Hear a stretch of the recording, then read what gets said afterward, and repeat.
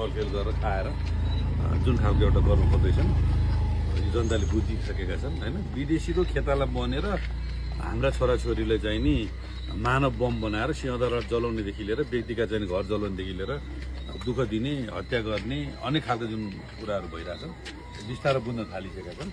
त्यसमा चाहिँ अब स्ट्रङली लाग्ने तपाईँहरू अब दसैँको दिन पनि यति धेरै साँझसम्म बस्नुभयो अब अहिले ग्रुप त गयो के अरे होइन। अब जस स्ट्रङली लाग्ने हामी चाहिँ एकदम सशक्त छौँ। अब यहाँ कोही गिरफ्तार भयो के भयो यस्ता भ्रम गर्नेहरूलाई चाहिँ अब आत्महत्यामा रमाउँ भन्ने त्यही हो कुरा। के चाहिँ